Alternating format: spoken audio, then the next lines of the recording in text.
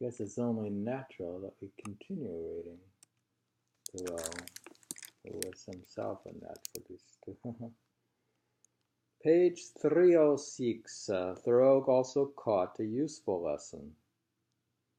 Science applies a finite rule to the infinite, and is what you could weigh and measure and bring away. Unquote. He journalized after bringing the goshawk to Cabot. We're talking about his journalizing. Quote, its sun no longer dazzles us and fills the universe with light. That's the hawk that got killed.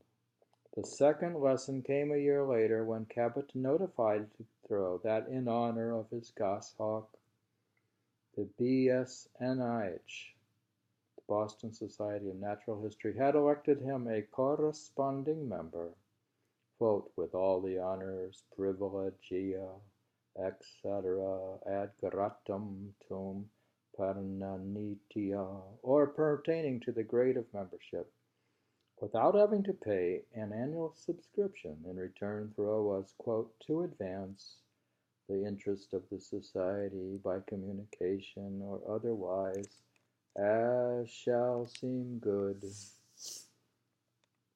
From then on, Thoreau's trips to Boston meant at least 2 stops, one at the Harvard Library, where he and Thaddeus Harris could talk nature over the history books, and one at the rooms of the BSNH, the Boston Society of Natural History, the center of science in Boston, where he could conduct research in the collections and talk over his findings with some of the era's leading naturalists.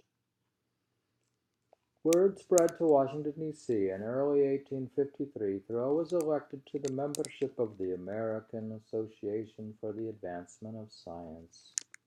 He accepted the invitation and returned their questionnaire promptly, listing as his particular interest the, quote, manners and customs of the Indians of the Algonquin group previous to contact with the civilized man. Quote, that poor part of me which alone they can understand, unquote, he qualified in his journal. In fact, he declared proudly to himself, I am a mystic, a transcendentalist, and a natural philosopher to boot. It's funny. Philosopher, what's the last word? Philosopher to boot. To boot, what is it?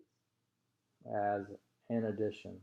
A combination he didn't expect the AAAS to understand. Now, they sell the bumper sticker. When you go to Walden, at the gift shop, you can get a bumper sticker for your car that says, I am a mystic, a transcendentalist, and a natural philosopher to boot. Would you like the bumper sticker? Mm-hmm. You would. And you'll have to go to Walden probably, because you can't be one without going to Walden. A combination. At year's end, he wrote again to decline the renewal of his membership, explaining that he could not attend the meetings. For Thoreau, science made the most sense on the local level, among friends who would accept that he was the scientist among poets and the poet among scientists. The one person in America who could make poetry and science not 2 things, but one.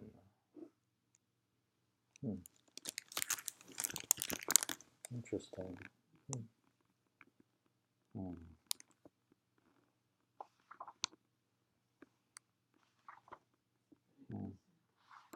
I'm actually going to stop because it's the end of the chapter. And start anew. So you read very good.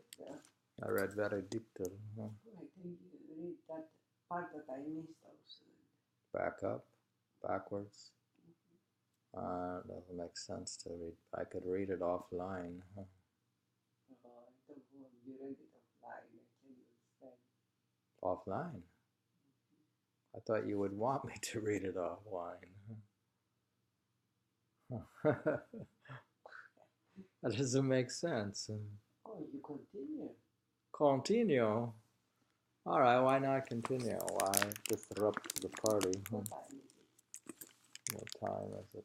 We're doing our morning ritual. We're walking through Henry David Thoreau's book as a morning ritual. You have to read the journals. Are you going to write in your journal what you read while walking through Thoreau's book? Book with Thoreau, with David Smith. Are we going to read all of his journals? We begin from the beginning. Or would you have to do the creepy crawler method where you just read some one day, then read more the next day, and then more the next day? Until... Maybe consult the professor to see which ones are the best to read those. Or you could get selected letters and journals. Selected.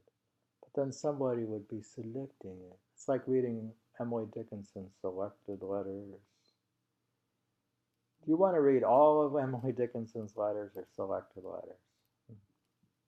We could get a book of all of the letters of Emily Dickinson. No, we did read all of them, didn't we? You know, I think we only read selected letters.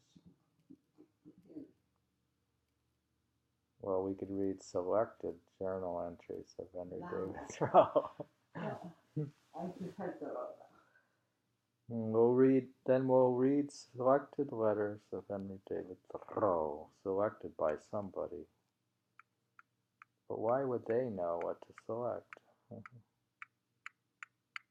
thought we were the top authority. But how could we when we just barely started? The captain of a Huckleberry party. What's a Huckleberry? Oh, here's a Huckleberry. Huckleberries are berries in the woods. Page 307. Thoreau is now living his life on two tracks, one visible and one hidden. The visible Thoreau was a busy town surveyor, village naturalist, active lecturer, and publishing writer, who helped out with the family business. That's just visible for Thoreau. The, quote, the independent of independence, unquote, Alcott proclaimed him, quote, indeed the sole signer of the Declaration and a revolution in himself. So he's a revolutionary by himself. Emerson, though, was disappointed to see his friend, now well into middle age, making so little of himself. Making? So little of himself. Thoreau was a failure, basically. No, that's not true. That's plenty. He made little of himself. All he did was write in his journal, and he walked around all the time. What's he doing there? He's just meditating and walking. He's doing nothing. I'm not. I'm just joking. He will not stick, he complained. This is the Emerson. He says, he will not stick, he complained. Pounding beans is good to the end of pounding empires, but not if at the end of years it is only beans. So he's mocking beans, which I resent because I like beans.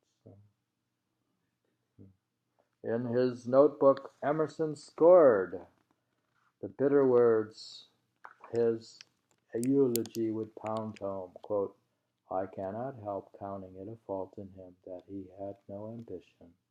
Wanting this, instead of engineering for all America, he was the captain of a Huckleberry party.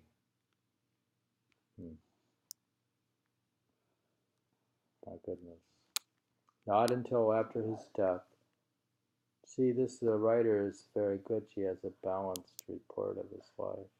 It's not just all glorious. She's a balanced writer, the author. Not until after his death would Emerson, reading Thoreau's journal, glimpse the breathtaking ambition of the hidden Thoreau, whose, quote, oaken strength and, quote, field laborer's, quote, hands performed intellectual feats that were, acknowledged Emerson, beyond his own, like seeing his own, quote, initial grapplings and jumps, unquote, continued by a gymnasium full of youths who, quote, leap, climb, and swing with a force unapproachable. Wow. Wow, that's a change. Well, after Thoreau's, I guess after you read his journal, you'll realize what a superstar. I realized already. You realize he was a... From the little that We're slow learners. We're just realizing now that Thoreau is a superstar.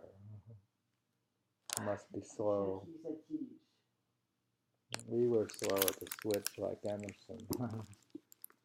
We read, I got to stop here, we read the 308 about how Thoreau is not just a Huckleberry party operator, but he's more than just a Huckleberry eater and walker and journaler and naturalist and growing up beans, which I like beans. Oh, shut up.